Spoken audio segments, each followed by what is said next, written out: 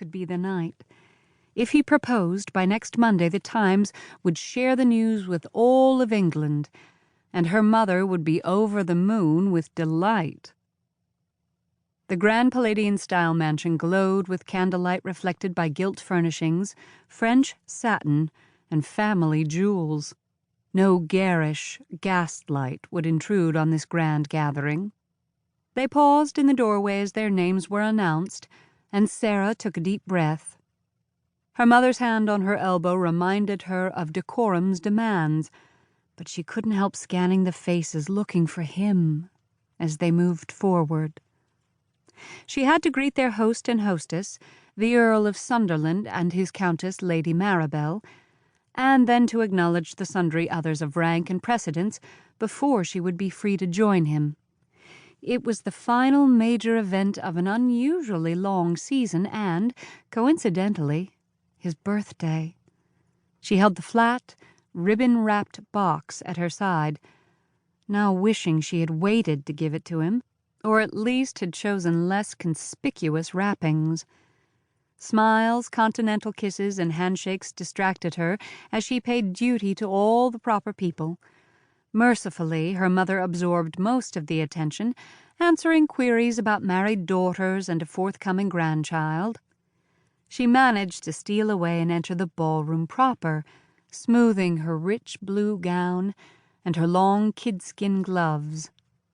Heads turned, and whispers began as she made her way around the room, scanning the glittering crowd until she spotted him. It would be crass, under so many searching eyes, to rush to his side. She had to let him come to her. As she paused to exchange greetings with an older couple, he turned, slowly, toward her.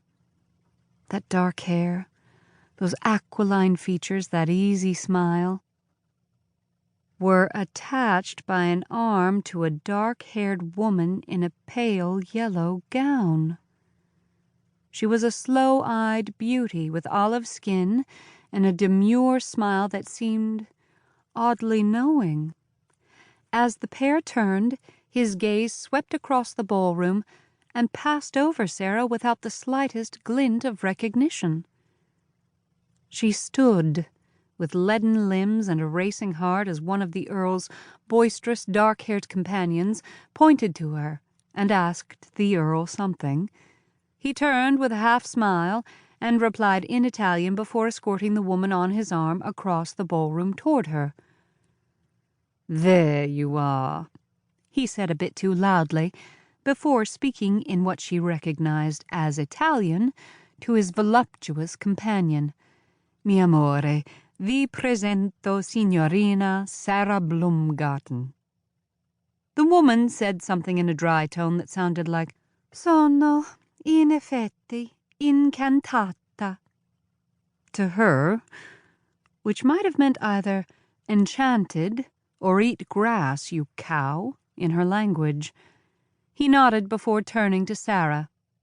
"My dear girl, I would have you meet Signorina Ave Marie Lombardi, of Florence, soon to be my countess."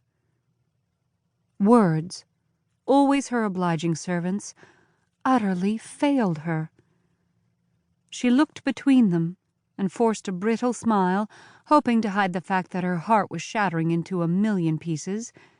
She managed a sociable lie about the pleasure of making the woman's acquaintance, and watched helplessly as Terence's Italian bride turned to him and said something that set the Italians around them smirking. She caught two words that were appallingly similar in English, dollaro and principessa. She backed a step and brought her hands up defensively, realizing too late that they held the gift she had brought. "Ah." The Lombardi creature pounced on that mistake with icy amusement, focusing on that pretty blue paper and brilliant yellow bow. "E così per lui? Eri una bambina tanto dolce." Bambina. She had read enough of Dante and other Italian classics to know she had just been called a child.